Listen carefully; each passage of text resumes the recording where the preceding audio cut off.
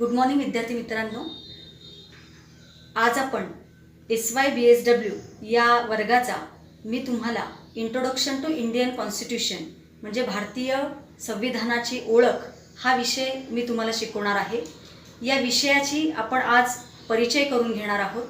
या विषयाचा परिचय करून घेत असताना SYBSWला हा विषय कंपल्सरी 100 मार्कांसाठी आहे. त्याचबरोबर याचा कोड हा BSW 233 हा आहे.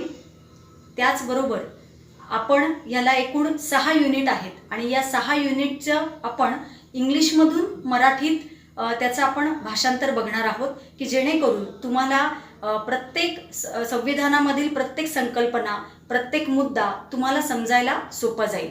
तर आपण एकूण 6 युनिट पाहणार आहोत. त्यामध्ये पहिलं युनिट आहे द कॉन्स्टिट्यूशन ऑफ इंडिया म्हणजे भारतीय संविधान. भारतीय संविधानाचा ज्या वेळेला आपण विचार करतो त्यावेळेला भारतीय संविधानाची संकल्पना याच्यामध्ये आपण पाहणार आहोत. त्याचबरोबर भारतीय संविधानाचा इतिहास कोणता होता याविषयीची माहिती आपण याच्यामध्ये बघणार आहोत. तसेच भारतीय संविधानाची ठळक वैशिष्ट्य कोणती आहेत त्या वैशिष्ट्यांचाही विचार त्या वैशिष्ट्यांवरही चर्चा आपण यामध्ये करणार आहोत. तसेच preamble of Indian constitution and it's importance भारतीय संविधानाचा सारनामा हा आपण पाहणार आहोत, ज्याला आपण भारतीय संविधानाची उद्देशपत्रिका देखील म्हणतात. आणि या भारतीय संविधानाच्या सारनाम्याचे महत्त्व किंवा भारतीय संविधानाच्या प्रिएम्बलचे महत्त्व किंवा भारतीय संविधानाच्या उद्देशपत्रिकेचे महत्त्व हे या सर्व मुद्द्यांवर चर्चा आपण या पहिल्या युनिटमध्ये करणार आहोत. दुसरं unit fundamental rights and fundamental duties. भारतीय संविधानामध्ये मूलभूत हक्क ज्याला आपण अधिकार असं म्हणतो त्याचबरोबर मूलभूत कर्तव्य याविषयी आपण चर्चा करणार आहोत. पहिला मुद्दा आहे संकल्पना. आपण भारतीय संविधानामधील मूलभूत हक्कांची संकल्पना आपण बघणार आहोत. त्याचबरोबर भारतीय संविधानामधील मूलभूत कर्तव्यांची संकल्पना यावर आपण चर्चा करणार आहोत. तसेच भारतीय संविधानामधील प्रत्येक भारतीय नागरिकाला कोणकोणते मूलभूत अधिकार दिलेले आहेत हे आपण पाहणार आहोत. तसेच कोणकोणती मूलभूत कर्तव्यही भारतीय नागरिकाला दिलेली आहेत हेही आपण यामध्ये चर्चा करणार आहोत. तिसरे युनिट आहे directive principle of state policy. राज्याच्या धोरणाची मार्गदर्शक तत्व हे तिसरे युनिट आपण चर्चा करणार आहोत. यामध्ये चर्चा करत असताना कन्सेप्ट ऑफ वेलफेअर स्टेट म्हणजेच कल्याणकारी राज्याची संकल्पना नेमकी काय आहे हे आपण समजून घेणार आहोत. त्याचबरोबर directive principle of state policy म्हणजेच राज्याच्या धोरणाची मार्गदर्शक तत्वे कोणकोणती आहेत आणि प्रत्येक राज्य जसं आपलं महाराष्ट्र राज्य आहे हे या मार्गदर्शक धोरणानुसारच काम करतं. तर ही मार्गदर्शक तत्वे भारतीय संविधानामध्ये कोणती आहेत ते आपण पाहणार आहोत. चौथं युनिट आहे the judiciary system in India. भारतामधील न्याय व्यवस्था. जसं आपण म्हणतो की भारतीय लोकशाहीचे जे 4 प्रमुख स्तंभ आहेत त्यातला प्रमुख स्तंभ हा भारतातील न्याय व्यवस्था आहे.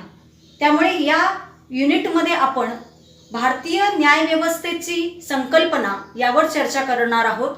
तसेच भारतीय न्याय व्यवस्थेचे स्वरूप म्हणजे याच्यामध्ये आपण सर्वोच्च न्यायालय, उच्च न्यायालय, त्याचबरोबर जिल्हा सत्र न्यायालय आणि घटक न्यायालय या सर्व न्यायालयांविषयीची चर्चा, त्यांचं कामकाज, त्यांचं स्वरूप यावर आपण चर्चा करणार आहोत. त्याचबरोबर the judiciary system in India. त्याचबरोबर या प्रत्येक न्यायालयीन व्यवस्थेमध्ये न्यायाधीशाची नेमणूक कशी केली जाते, सरन्यायाधीशाची नेमणूक कशी केली जाते या सर्व मुद्द्यांवर आणि त्यांची कामकाज करण्याची पद्धत कोणती आहे, त्यांना कोणते अधिकार दिले गेलेले आहेत या सर्व बाबींवर आपण या युनिटमध्ये चर्चा करणार आहोत. 5वं युनिट आहे अमेंडमेंट ऑफ द कॉन्स्टिट्यूशन म्हणजेच भारतीय संविधानामधील घटना दुरुस्ती. जसं जसा काळ बदलत गेला तसं तसं भारतीय राज्यघटनेमध्ये देखील अनेक घटना दुरुस्त्या करण्यात आल्या. या युनिटमध्ये आपण चर्चा करत असताना procedure of amendment of the Indian constitution म्हणजेच भारतीय संविधानामधील घटना दुरुस्तीची प्रक्रिया आपण समजून घेणार आहोत. मुळात घटना दुरुस्ती का करण्यात आली, कशाकरिता करण्यात आली आणि त्यामधली प्रक्रिया काय आहे, ती कशी करण्यात आली याविषयीची आपण प्रक्रिया समजून घेणार आहोत. त्याचबरोबर important amendments in the constitution आणि भारतीय संविधानामधील 2 महत्त्वाच्या घटना दुरुस्त्या यावर आपण चर्चा करणार आहोत. पहिली घटना दुरुस्ती आहे 72 अमेंडमेंट. भारतीय राज्यघटनेमधील 72वी घटना दुरुस्ती ही कोणती होती त्याच्यावर आपण चर्चा करणार आहोत. त्याचबरोबर भारतीय संविधानामधील 86वी घटना दुरुस्ती यावरही आपण चर्चा करणार आहोत.